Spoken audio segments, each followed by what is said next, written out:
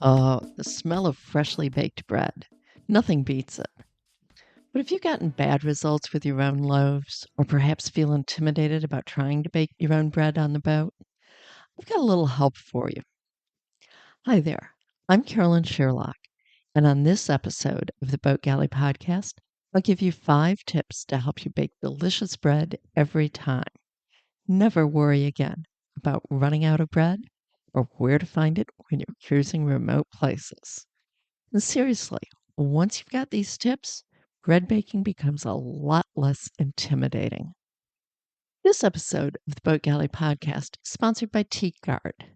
If you're looking to refinish your boat's teak with a minimum of mess and fuss, and yet have gorgeous results, look no further. Teak Guard's non-toxic water-based formulas for cleaning and finish will turn your teak from black to sparkling in no time. It's what we used on Barefoot Gal. I love it. Use coupon code BG20 for 15% off your order, $50 or more. Visit allguardproducts.com and admire your teak with less maintenance. I love making fresh bread, but if you've never done it before or only done it with a bread maker, it might be a little intimidating. However, it's a great skill on a boat. I've done things like trade a loaf of bread for 2 lobsters.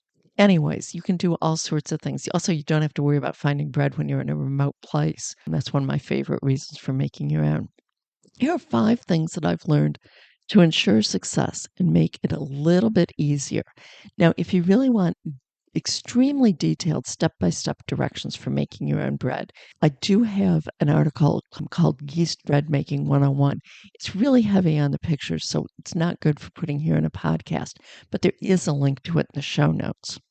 If you've never made fresh yeast bread by hand before, start with a simple recipe for white bread. While whole wheat bread is probably healthier, white is a little less picky about the technique.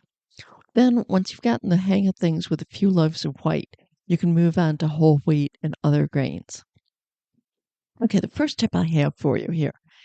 Don't use freshly chlorinated water. Many cruisers use bleach in their water tanks to keep the nasties at bay. It's generally not a problem as the chlorine dissipates over time, but heavily chlorinated water can inhibit yeast action and keep bread from rising. Basic rule is that if you can still smell the chlorine in the water, it'll interfere with your yeast. Don't add bleach to your tanks right before making bread unless you have a tap with a charcoal filter to remove it. A quick way to get rid of chlorine is to measure it into a cup and then just let it sit out for about 15 minutes. That'll take care of it. Okay, the second tip is use your local yeast and take care of it. My experience is that the more local the yeast, the better it works. In other words, it's not like you're going down to the farm and buying yeast, but don't go for any imported stuff that may be coming for quite a long time. I'm guessing that the imported yeast may sit in hot warehouses and not sell quickly in the local stores. In most places outside the US, getting so-called local yeast, in other words, yeast that's processed right there in that country, means buying yeast in vacuum sealed bricks. Most US recipes are written in terms of packets. You need to know how much is a packet. It's usually 2¼ teaspoons of yeast. The bulk yeast equals 1 package. Bulk yeast should be stored in a tightly lidded plastic container. I like the lock and lock ones. Keep it cool. In the refrigerator is best. Heat will kill yeast. Even taking care and storing yeast, you may find that it becomes less and less potent over time, so you can't stock up too far in advance on it. I found that I couldn't count on it being good much more than 6 months. And that actually brings up my next tip. Number 3, always proof your yeast. Now, in bread making, the term proof can be used to mean rise, for letting the dough rise, but it's also used to describe the process of making sure that the yeast is still potent before adding all the flour and possibly wasting it. Most cookbooks no longer even describe this process, but older ones do, and the pioneer women always used the technique. Seriously, when you're out cooking in the middle of nowhere, consider yourself to be sort of a pioneer type. To prove, mix together the required liquid, sugar, and yeast. Now let it sit for 10 minutes in a warm place and then check the mixture. It should be foamy, bubbly. If not, or if there's only a few bubbles, the yeast is dead, your bread won't rise, and you might as well throw the mixture out and not waste any more ingredients. If the yeast proves well, continue with the recipe. Okay, now in the last one you heard me talk about adding the sugar to it. Tip number 4 is don't use artificial sweeteners. Yeast feeds on sugar. Without it, the dough won't rise.